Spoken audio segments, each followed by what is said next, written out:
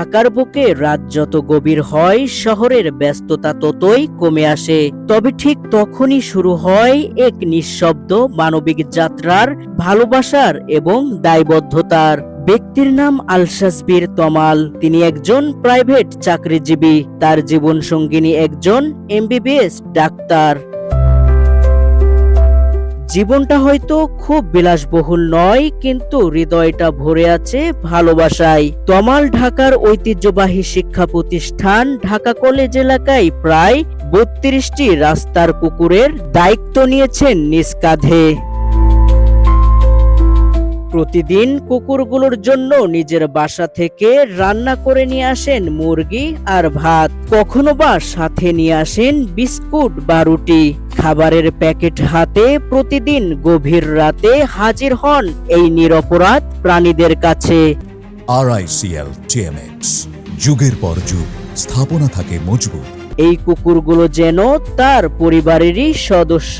কেউ অসুস্থ হলে স্ত্রীর পরামর্শে চিকিৎসা দেন, কখনো টিকা দান, কখনো গায়ে ঔষধ, কখনো গরম খাবার। তমালের যত্নের নেই কোনো কমতি।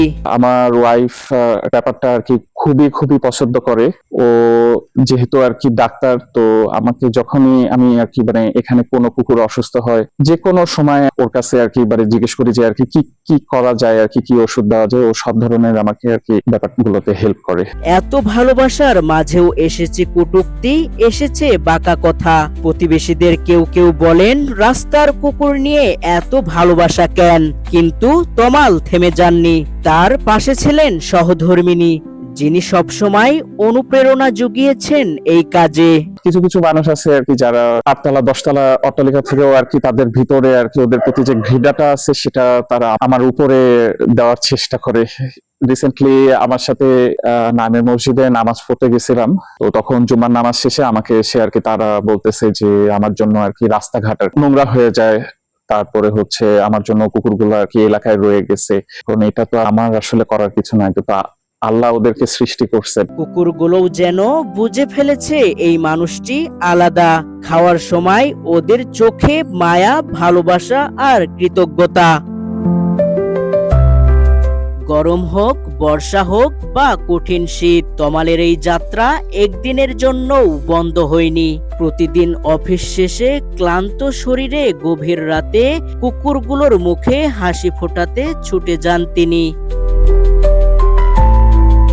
এই শহরে আমরা যখন ব্যস্ত নিজেদের নিয়েই, তখন কোনো এক কোনায় আলশাজবীর তমালের মতো মানুষ নিঃশব্দে ভালোবাসার নজির গড়েছেন।